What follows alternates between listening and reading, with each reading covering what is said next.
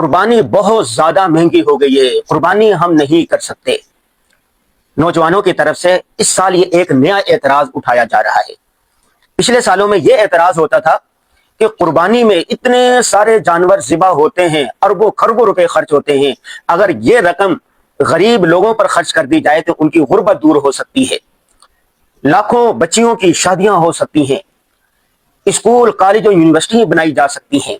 اور یہ والا اعتراض جو ہے یہ بہت سارے پڑھے لکھے دانشور بھی کرتے آ رہے تھے، اور اس سال یہ ایک نیا اعتراض ہو گیا، جی جانور تو بہت زیادہ مہنگے ہو گئے ہیں، بکرا 40,000 50,000 کا آ رہا ہے، ایک ہلکے سے ہلکا بکرا، اور اسی طرح جو گائے کا حصہ ہے وہ 25,000 30,000 میں۔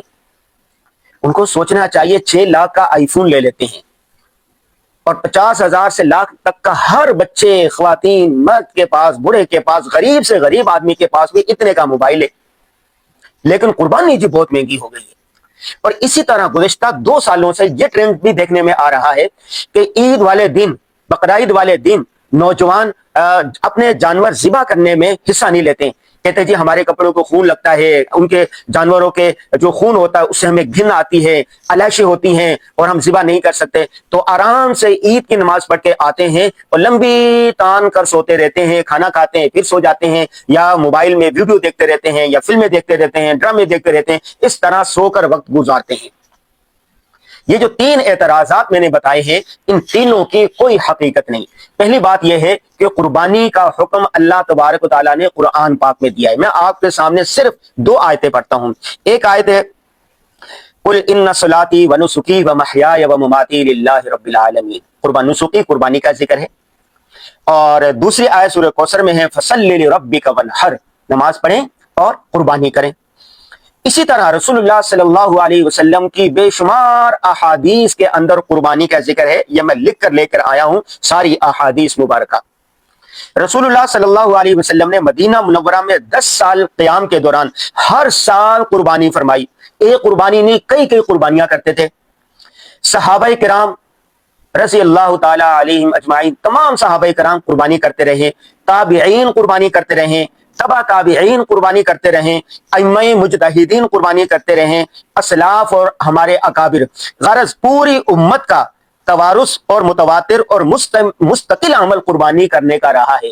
گویا قربانی قرآن سے بھی ثابت ہے، حدیث سے بھی ثابت ہے، رسول اللہ صلی اللہ علیہ وسلم کے عمل سے بھی ثابت ہے، تابعین کے عمل سے بھی ثابت ہے، تبع تابعین کے عمل سے بھی ثابت ہے، اور آج تک تمام لوگ تواتر کے ساتھ قربانی کرتے آ رہے ہیں، لہذا قربانی کے وجوب سے انکار نہیں کیا جا سکتا۔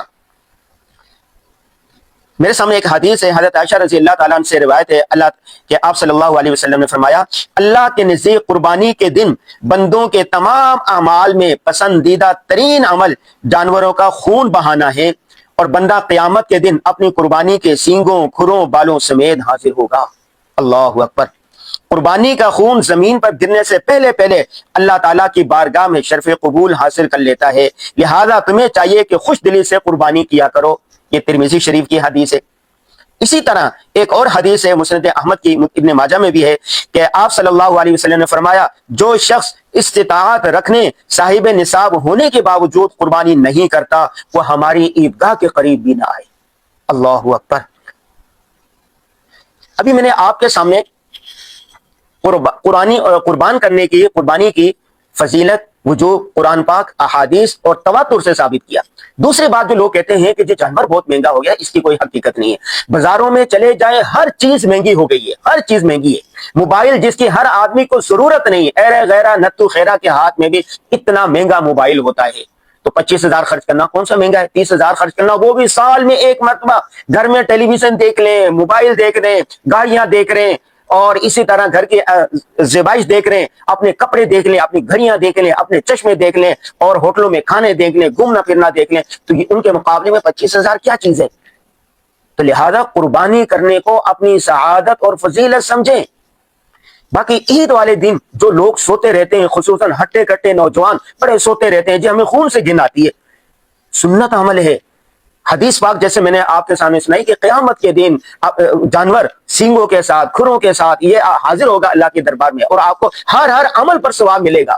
تو قربانی، اصل بات یہ ہے کہ قربانی کا جانور آپ خود ذبح کریں، کھال اتاریں، بوٹیاں بنائیں، اس کو ذبح کریں، اس کے عمل میں بھرپور طریقے سے خود بھی شامل ہوں، اپنے بچوں کو بھی شامل کریں، گھر والوں کو بھی شامل کریں، سب کو ثواب ملے گا۔ مجھے یاد ہے ہم چھوٹے ہوتے تھے تو ہمارے والد صاحب چھوٹی عید پر بھی دمبے لے لیتے تھے، 2 دمبے لیتے تھے، ایک والدہ محترمہ کی طرف سے، ایک والد صاحب کی طرف سے۔ ہم اس کو نہلانے جاتے تھے، نہر پر نہلا کے لے کے آتے تھے، اس کو کنگھا کرتے تھے، اس کو مہندی لگاتے تھے، ایک اس کو سجاتے تھے کہ اللہ کی بارگاہ میں اس نے حاضر ہونا ہے، اور نماز پڑھ کے آ کے پھر والد صاحب خود ذبح کرتے تھے، اور ہم لوگ بھی شامل ہوتے تھے، اور ہماری بہنیں بھی شامل ہوتی تھی، برتن لے کے آتی تھی، گوشت کاٹتی تھی، لے کے جاتی تھی۔ قربانی کا جو عمل ہوتا تھا، والد صاحب، والدہ، ہم بہن بھائی سب اس میں شامل ہوتے تھے، یہاں تک کہ ظہر ہو جاتی تھی، اور اس کو اپنے لیے بڑی سعادت سمجھتے تھے۔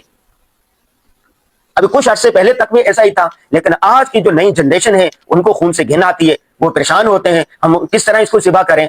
یہ بڑی محرومی کی بات ہے۔ باقی میں بہت کچھ لے کر آیا تھا کہ قربانی کا ایک سنت ہے، وجوب ہے، اس کے علاوہ بے شمار قربانی کے معاشی فوائد بھی ہیں، اس پر انشاءاللہ کسی نئے ولاگ میں بات کریں گے۔ میرا کیمرہ مین اشارہ کر رہا ہے کہ ٹائم ہو گیا ہے، 5 منٹ سے زیادہ ویڈیو لمبی نہیں ہونی چاہیے۔ میں اس کو بار بار کہتا ہوں کہ دین سمجھنے کے لیے تم لوگ کہتے ہو کہ 5 منٹ 2 منٹ میں بات سمجھا لو، لیکن جب ڈرامہ دیکھنا ہوتا ہے، ارطغرل کئی سیریز پر مشتمل ہے، اور ایک سیریز میں کئی 100 قسطیں ہیں، اور ایک ایک قسط جو ہے وہ 2 3 گھنٹے کی ہے، وہاں نہیں تھکتے آپ لوگ۔ ڈرامہ دیکھتے ہیں وہ نہیں تھکتے، فلمیں دیکھتے نہیں تھکتے، گپ شپ کرتے نہیں تھکتے، ڈھابے پہ بیٹھے چائے پینے لگتے 6 گھنٹے گزار دیتے ہیں، وہاں نہیں تھکتے۔ لیکن جب دین سیکھنا ہوتا ہے، اللہ رسول کی بات ہوتی ہے، اس وقت یہ 1 منٹ کے اندر پورے دین کا خلاصہ ہمیں بتا دیں، تو یہ رویہ اچھا نہیں ہے۔ ہم مسلمان ہیں، ہمیں چاہیے کہ ہر بات سیکھ کر اس پر عمل کریں۔ فَاسْأَلُوا أَهْلَ الذِّكْرِ إِن كُنتُمْ لَا تَعْلَمُونَ، اگر تمہارے پاس معلومات نہیں ہے، علم نہیں ہے، تو اہل علم سے سیکھ لو۔ آج کل علم سیکھنے کا ایک بڑا ذریعہ یہ مختلف ویڈیوز بھی ہیں، لہذا علماء کرام کی ویڈیوز کو آپ بڑے غور سے اور وقت نکال کے اہتمام سے دیکھا کریں اور سنا کریں۔